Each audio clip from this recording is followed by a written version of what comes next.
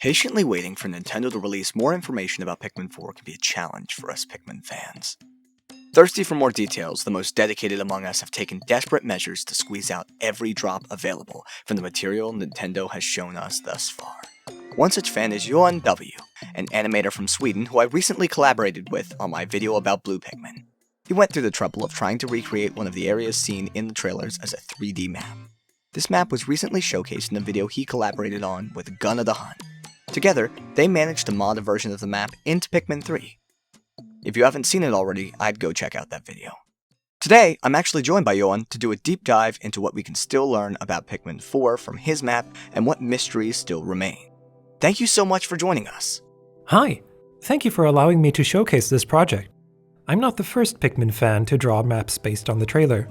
Fellow cartographer Red Carpet on Twitter drew this lovely map right at the time when I started working on mine. Follow the link in the description if you want to take a closer look. The map depicts the area with the park bench. The trailers aren't enough to get a complete picture, but we can still make multiple interesting observations. We can also speculate on what route the player might take as they explore the map. This entire map, by the way, appears to be one of the very first areas the player visits, as it doesn't appear to be very challenging. The Forest of Hope from Pikmin 1 would be a good comparison. To start with, we have the landing site where we first see our captain take off to explore.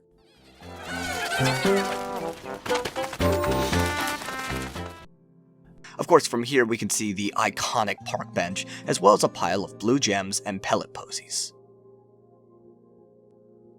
Footage from the reveal trailer back in September shows off a couple of dwarf bulborbs patrolling the area past the bench. From this angle, we can also see multiple curved brick structures. I think I got this part of the map a bit wrong, as some things doesn't line up with the footage. Looking back at the landing site, this shot reveals more.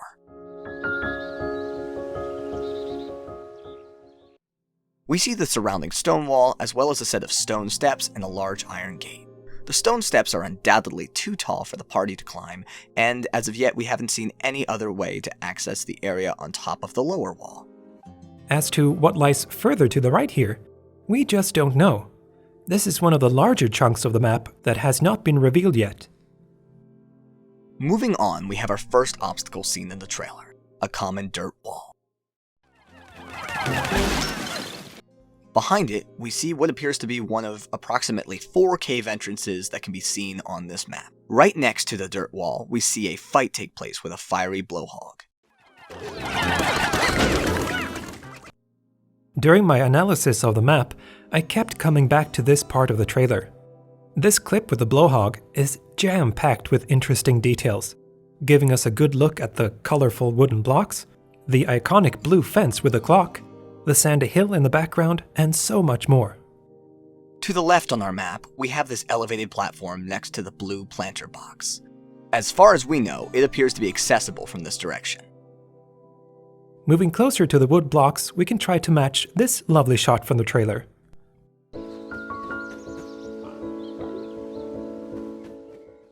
This angle showcases some of the hard work Nintendo has put into little details, like the bumpy ground, the weathered textures, and the myriad of little plants scattered across every inch of the map.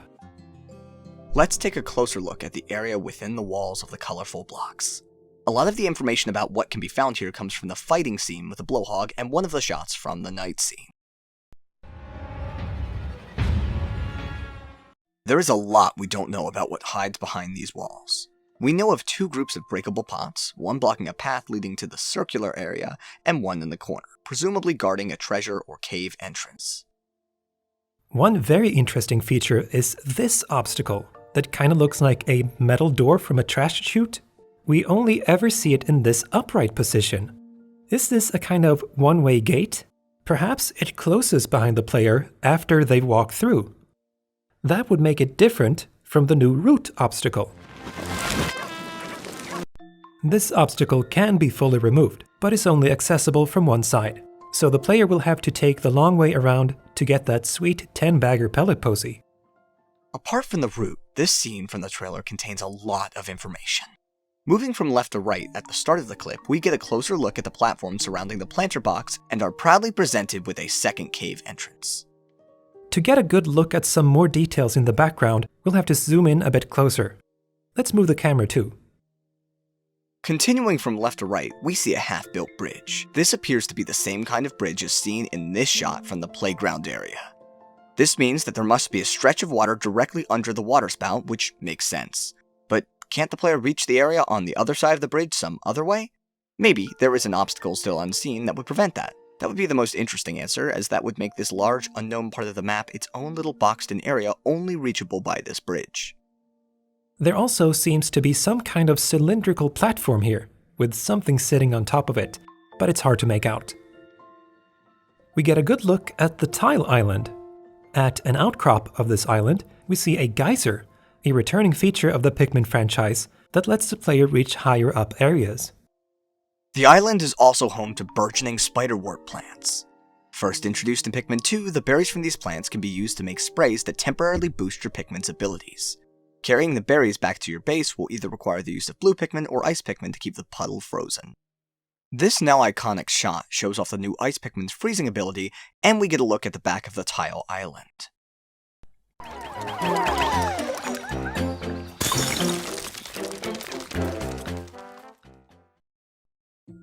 Let's move on to look at the second landing site. This landing site sits roughly in the center of the map, next to this stepladder-like garden shelf. This clip from the new night mode gives us the best overview of this area. Close by, we find a platform with the binoculars.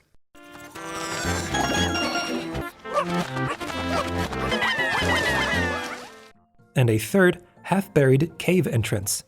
When I first made my map, I assumed that you could get up on this platform from back here. But there isn't really any evidence to suggest this, and it wouldn't make much sense. So how do you get up there?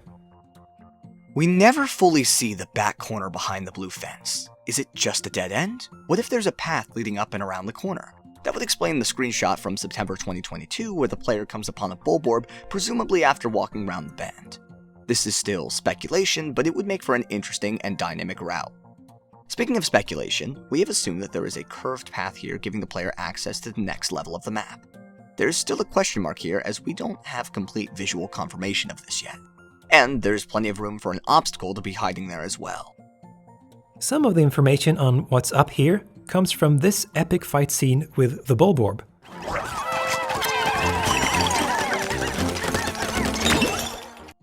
We get a glimpse of the fourth cave entrance seen in the trailer, but we get a better look at it later. We see a cylindrical platform here with something sitting on top of it, half buried in dirt. We get a look at it from another angle as well. And it appears to be a metal disc. It does not have a sparkle like other treasures, but it could be that treasures lack a sparkle when buried. Another example of this can be found in this shot from the playground area, where a buried gourd-like object is positively not sparkly. Let's take a look at the strangest part of the map, this third landing site. It can be seen most clearly in this clip with our good boy Ochi. Why is it so strange, you may ask? Because it's right next to the second landing site. Why would you need one here? I mean, there's a perfectly good one just a Pikmin throw away. This has left me perplexed, and it says that there's clearly more to this area going on than we currently understand. Apart from the pumpkin, we have this large round brick structure. We know that there's a bulborb presiding on top of it from the clip we looked at earlier. There must be something more than a sleepy bulborb up there, but we never get to see what that could be. As to how we get up there, this ramp, seen in my map, is only a guess. We never see what's around that corner. Finally, let's shift our attention to this hill. We get the best look at this part of the map during this clip.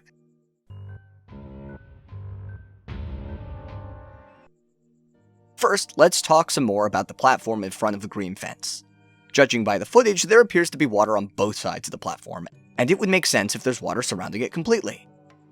It would be interesting if the only way to embark on the island is to freeze the water first and then walk across, but other methods could also work.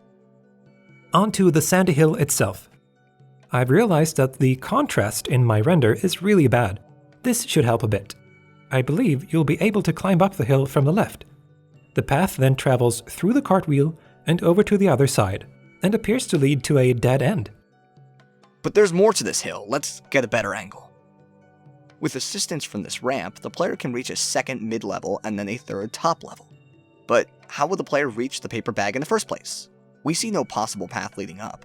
The most plausible explanation is that there is more to explore to the left and also behind the hill, and that is very exciting. If that's the case, the player would have to make their way behind the hill and eventually appear around the bend up on this boxed-in area. In hindsight, there would appear to be a wall here to the left as well. That way, the player will have to walk around this way down these platforms, where you'll find a dragon fruit. It can't be seen in the night scene, however. There seems to be some interesting stuff going on to the left up here as seen in the trailer, but it's too blurry to make out. We also don't know how large this upper level is, or if it continues further to the left. So, with all of this in mind, let's try to route the player's path through this map. Let's assume that we start off here at the first landing site. If our hypothesis from earlier is correct, the area directly to the left will be inaccessible to the player at this time, so from here, as far as we believe, the player can either A. Go up and over the platforms to the left here and collect the strawberry, B. Head straight for the wall to tear it down, or C. Stake their way through these brick structures and collect the red ball, unless of course there's some unseen obstacle preventing that. If Ochi is available at this time, he can smash through these pots and uncover whatever hides behind them. Moving on, the squad can then potentially start working on the bridge, which would gain access to this large unknown part of the map, provided of course that the player have access to the bridge pieces. The bridge pieces could perhaps be hidden on or behind the tile island, accessible by either blue Pikmin, ice Pikmin, or Ochi. As we speculated earlier, the player would then travel around behind the blue fence and gain access to the area behind the wooden blocks and the platform with the white ramp, collecting the mysterious onion, the clock, and the binoculars along the way. Heading up the ramp towards the sandy hill, the troop would come upon the island platform by the green fence, and if they continued further to the left, they would gain access to the third landing site. Nearby, the metal disc and the huge pumpkin sits waiting to be collected. It's probably from here they will be able to climb up the round brick platform. What if it's up there they'll find the bridge pieces?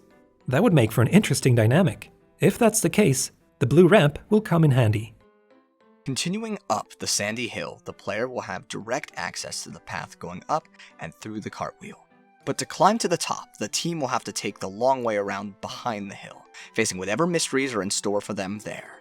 Then they'll come around the back, up on the hill, collect the dragon fruit, explore the upper level, and then head back down. Does this mean that the player will have explored the entirety of the map by that stage? Probably not. There's still so much of the map we haven't been able to see. So there's certainly a few more corners to explore. Not to mention all the caves. But what do you think? What do you think is lurking in the unknown areas of the maps? What do you think the caves will be like? What do you think we got right? Do you think we missed anything? Let us know in the comments below. That being said, I'll stop rambling and end things here. Thank you once again for joining me, Johan. Thank you so much for allowing me to showcase my work. I had a lot of fun working on this project. And I'm really happy to have been able to work on this project with you. Anyway, my name is Vantage Emblem. Thank you so much for watching. Pikmin 4 is less than 2 months away, and I'll see you guys next time. Goodbye. Cheers!